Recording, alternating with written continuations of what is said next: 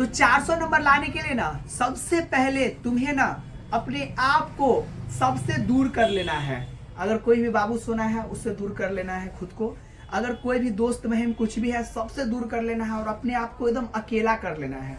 मतलब तुम्हारे जीवन में ना ऐसा होना चाहिए कि तुम्हारे जीवन में अब कोई नहीं है, सिर्फ कॉपी किताब के अलावा ऐसा जीवन बना लो कि सिर्फ कॉपी किताब ही मेरा ये सब कुछ है, माई बाप है, दोस्त महिम जो है सब ये कॉपी किताब है। बस इतना पहला नंबर अपने आप में ये कर लो, उसके बाद का फिर हम बात बताते हैं। अगर तुमने खुद को आइसोलेट कर लिया, अब आ जाते हैं कि फिर क्या करना है। तो दूसरा हम टिप्स देने के लिए जा रहे हैं। दूसरा क्या करना है, दूसरी बात, ठीक ना। तो दूसरी बात में पहली बात करना है तुम्हें कि एग्जाम का जो पैटर्न होता है ना, कि एग्जाम किस तरह से लेता है वो चीज को देख करके एनालाइज करना है, ठीक ना, कि कैसे एग्जाम लिया जा रहा है। उसके लिए क्या करना होगा, PYQ प्रीवियस ईयर क्वेश्चन को देख करके और मतलब एक अंडरस्टैंडिंग बनाओ, अपने दिमाग में एक विजन क्रिएट करो कि हाँ हम जब एग्जाम हॉल में बैठेंगे तो हमसे ना इसी प्रकार के क्वेश्चन पूछे जाएंगे।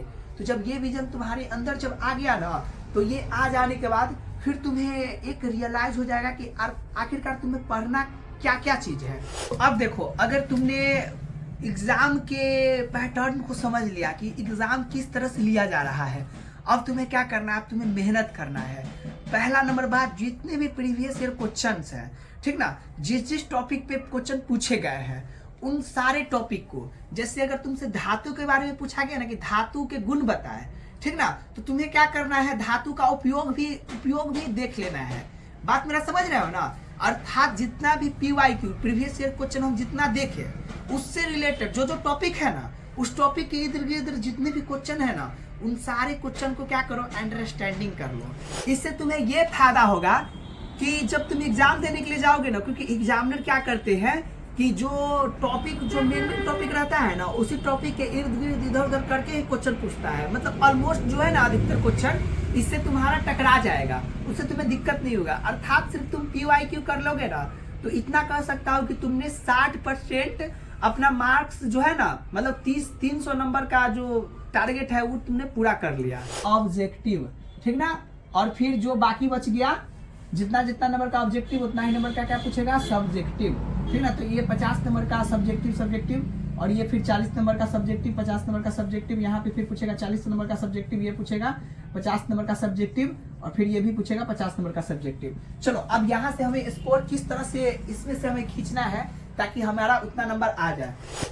तो देखो, सबसे पहले हमें क्या करना है कि ये जो हमारा मैथ है ना, मैथ को हमको ऐसा बना लेना है, पूरा all to all concept clear कर लेना है, ताकि मैथ में ना हमें 100 में 100 नंबर हम लाए, एक नंबर भी ना छोड़े, ठीक ना। ऑब्जेक्टिव पूरा कर ले, सब्जेक्टिव भी पूरा कर ले।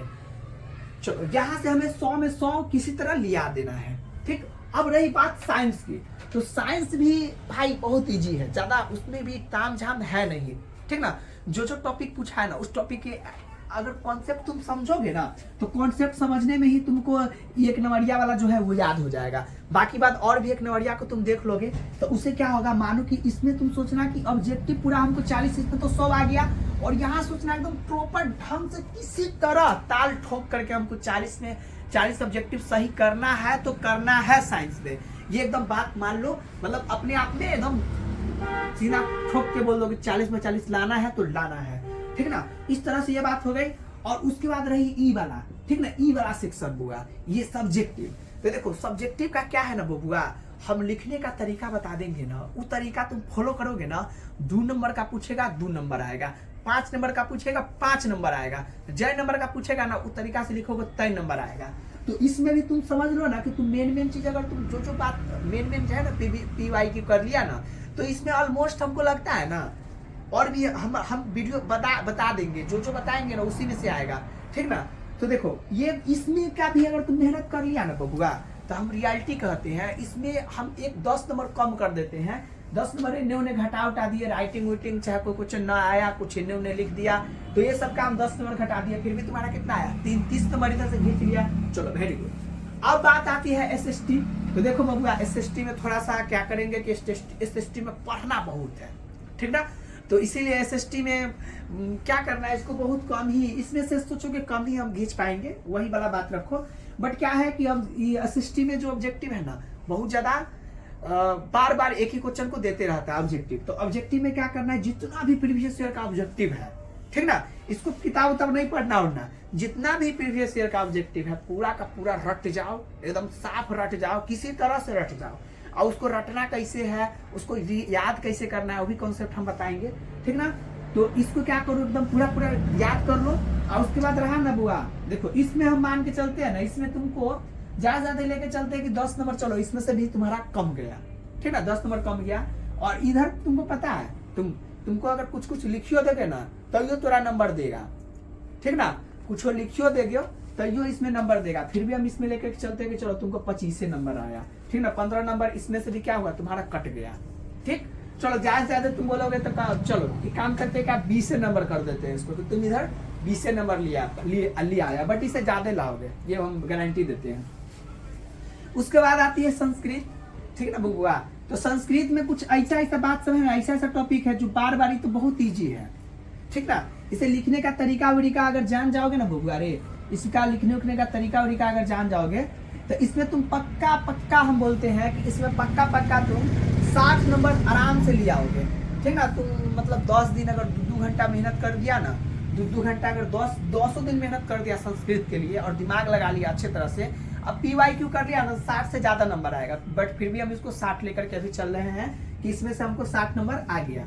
और रही बात हिंदी का, तो तुम्हारा अगर राइटिंग अच्छा है, बेहतरीन है, तो हिंदी में भी तो कुछ है ही नहीं है, ठीक ना। हिंदी में मानो तो व्याकरण ये सब का कॉन्सेप्ट अगर क्लियर हो गया तो इसमें आराम से तुम 70 नंबर ला सकते हो, ठीक ना, आराम से लाओगे। क्योंकि देखो ऑब्जेक्टिव में खाली व्याकरण है पूछता है, और सबसे बढ़िया बेस्ट है व्याकरण पढ़ना किताब से बढ़िया, क्योंकि व्याकरण से ज्यादा क्वेश्चन टकराएंगे। और उसके बाद क्या करना, PYQ जितना है ना वो सब कर लेना, और थोड़ा बहुत जो जन्म वनम ये सब है वो सब याद कर लेना, तो आराम से तुमको 70 नंबर यहाँ से खींच लोगे, ठीक ना। इस सब का जो किस तरह से कौन चैप्टर का पढ़ाई करोगे ये वाला बात हम बाद में बताएंगे। अभी हम बता रहे हैं कि तुम ला सकते हो, ठीक ना। वो दूसरा वीडियो बनाएंगे, इस वीडियो में अगर वो सारी बात बताने लगे तो लंबा हो जाएगा।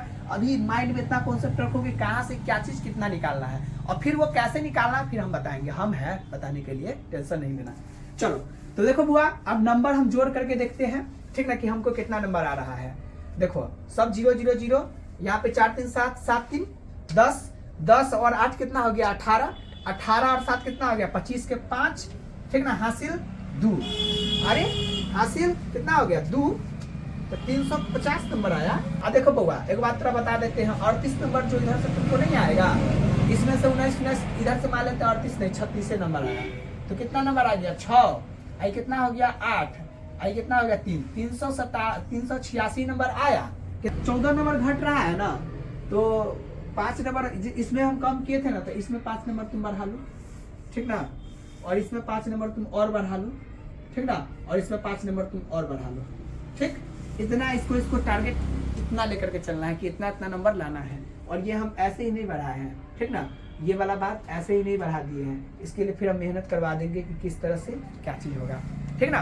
तो देखो अगर 400 प्लस नंबर लाना है ना, तो अभी जो हम वीडियो बनाए हैं, अभी जो देखिए हो, तो हम बढ़िया से टेक्निक बताएंगे हर चीज का। इतना अगर नंबर लिए है ना, तो हम एक टेक्निक बता देंगे कि किस तरह से आएगा, ठीक ना। अभी 300 कितना लिया था, 386 का, और उसमें 5-5 नंबर बढ़ाया है ना, तो ये बढ़ाए हैं, अभी कुछ सोचिए कि कैसे आएगा, ठीक ना।